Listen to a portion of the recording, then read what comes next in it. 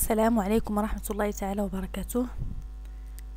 Donc voilà la solution de l'EFM de la programmation orientée objet de l'année précédente, 2014.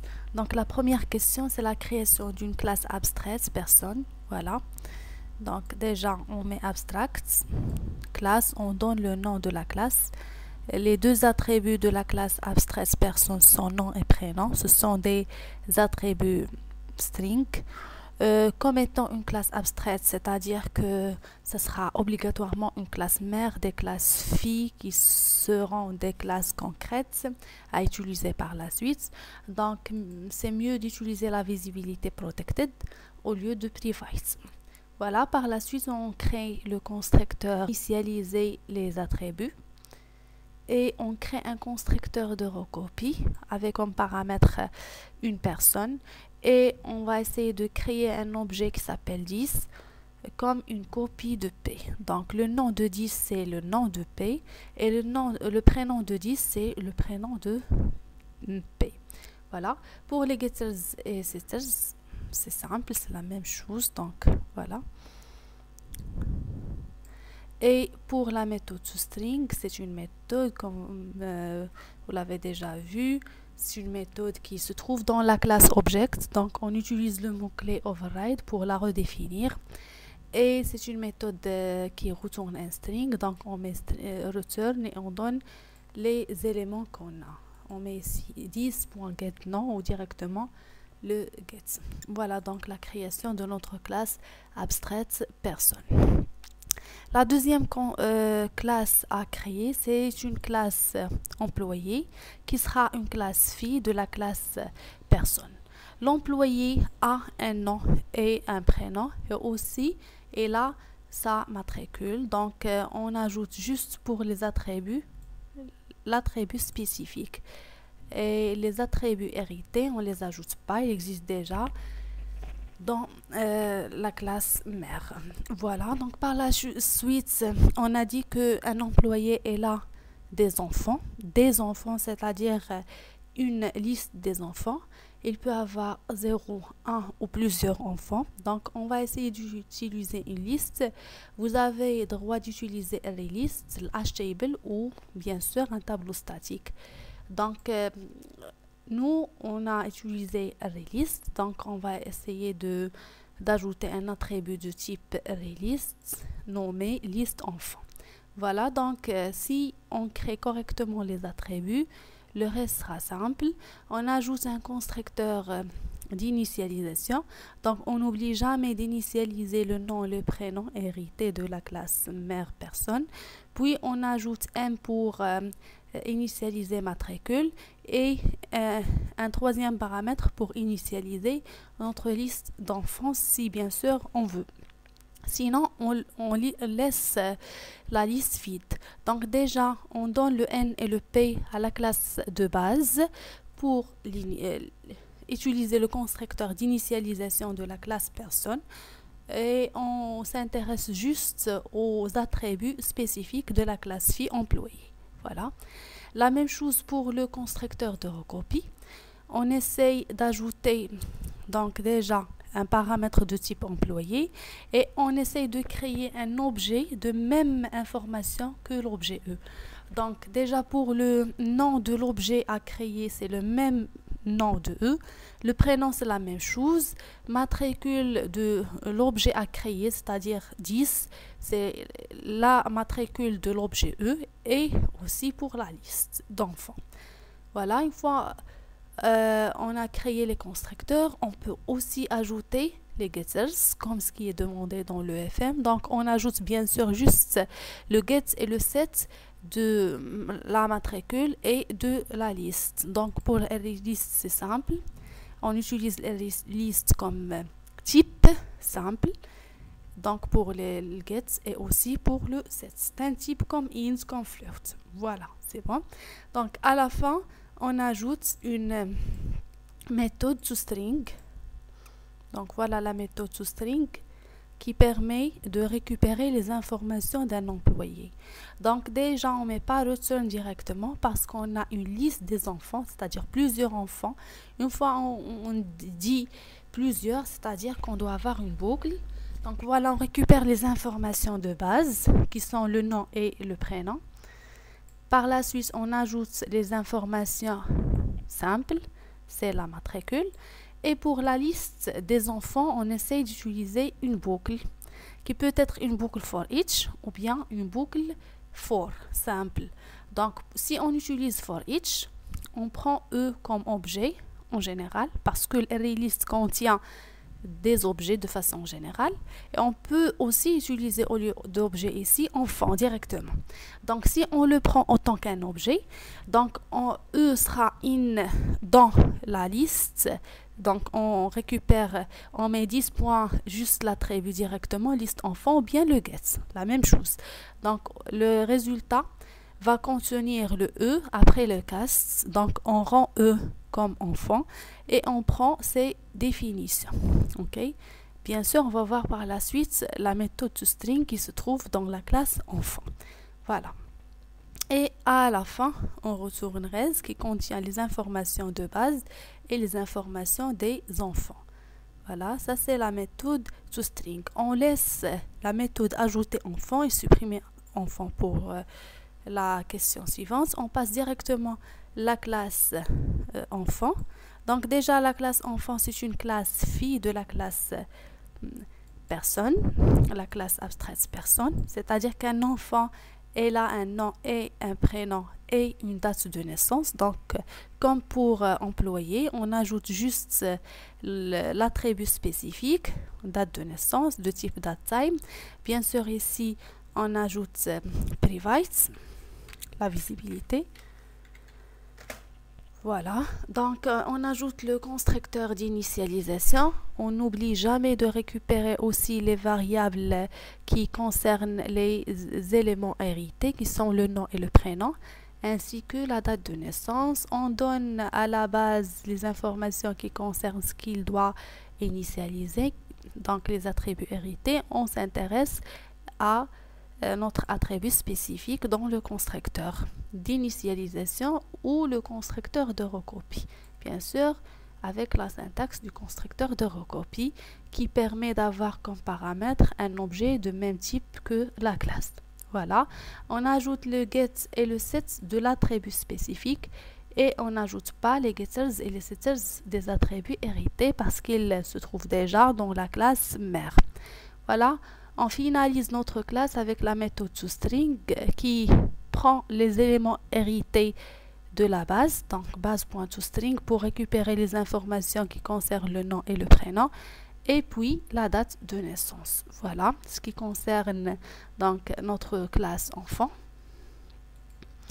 On passe à la question suivante. Donc la question suivante dit qu'on doit essayer d'ajouter une méthode ajouter enfant qui permet d'ajouter les enfants, un enfant à la liste.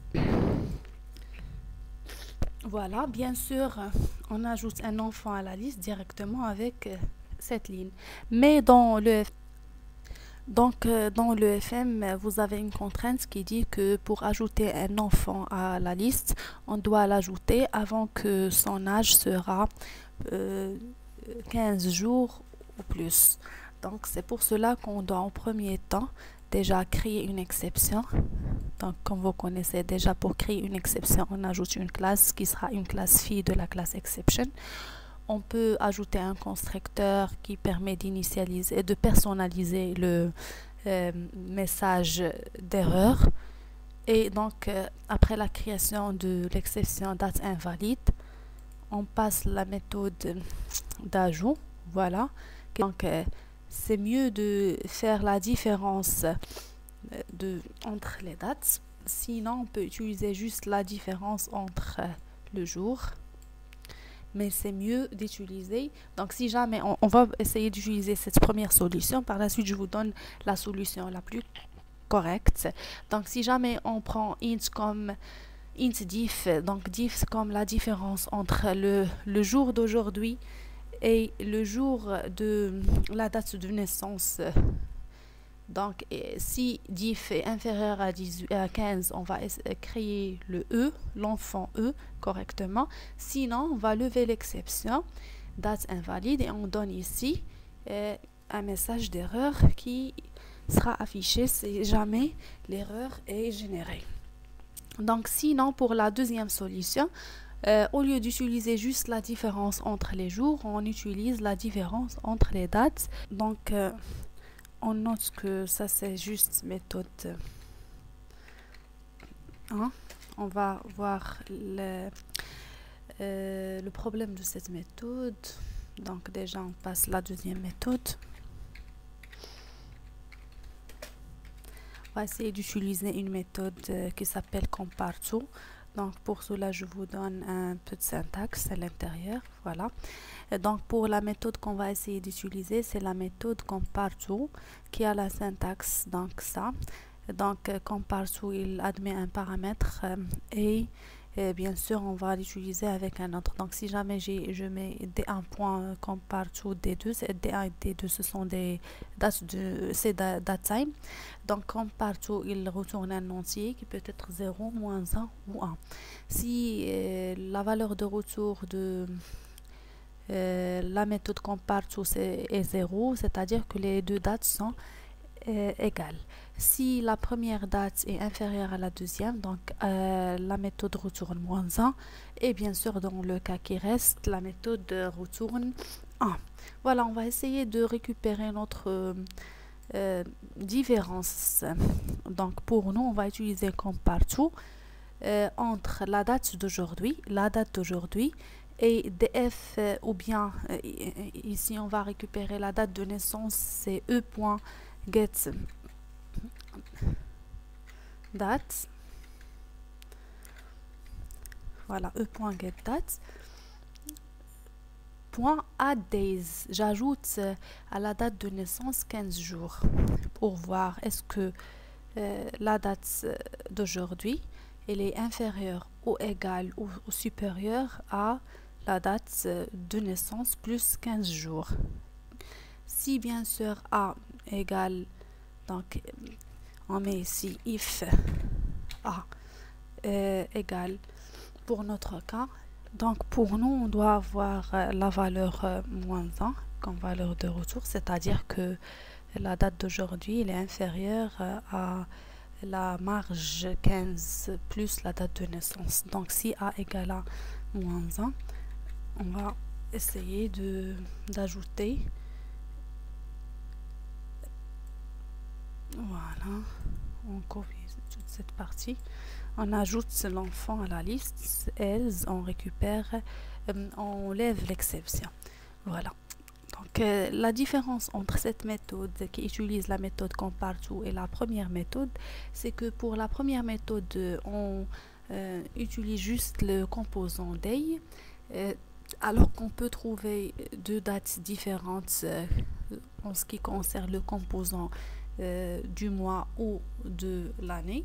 Donc on ne doit pas oublier le mois et l'année, alors que pour compare to, elle compare toute la date avec toutes les composantes de la date, y compris l'année, le jour et le mois. Donc celle-là est la plus convenable, la plus correcte. Vous pouvez ajouter autres conditions ici pour tester est-ce qu'on a même mois ou non. Donc on aura toujours un problème. Donc pour le cas où il est né à la fin d'un mois, on a début d'un autre mois, donc on aura toujours un petit problème, mais toujours on peut trouver une solution. Bien sûr on trouve une solution avec différentes conditions, et pour la deuxième méthode on utilise juste la méthode qui existe, ce qui est la méthode compare to. Voilà, donc passons la méthode suivante. On va parcourir notre liste d'enfants et on supprime les enfants ayant un âge supérieur à 21. Donc on récupère l'âge comme différence entre l'année en cours et l'année de naissance. Donc voilà l'enfant I. On prend la date de naissance, on prend juste le composant qui concerne l'année. On cherche si la différence, c'est-à-dire l'âge est supérieur à 21. Si oui, on supprime l'élément, on utilise remove at et l'indice de l'élément. Voilà, donc ça c'est ce qui concerne la méthode de suppression. Pour la dernière question, c'est la création d'une classe entreprise. Donc la classe entreprise contient un nom et une adresse, plus une liste des employés. On utilise ici les listes. Donc on utilise le constructeur par défaut, constructeur d'initialisation, le constructeur par défaut, et négater les sets de manière simple. Pour notre programme principal, on affiche le menu. On peut créer des enfants à titre d'exemple.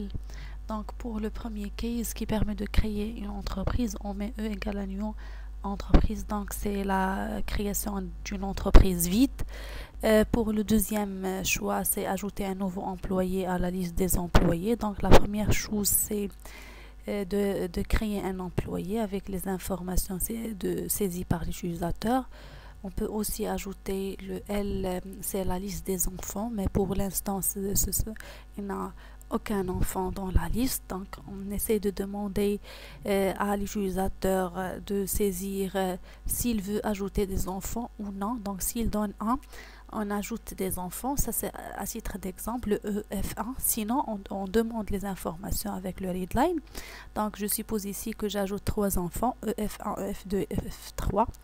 Par la suite, j'ajoute l'EMP, c'est-à-dire l'employé, à notre entreprise E. Voilà. Pour le troisième case, c'est afficher les employés sans enfants.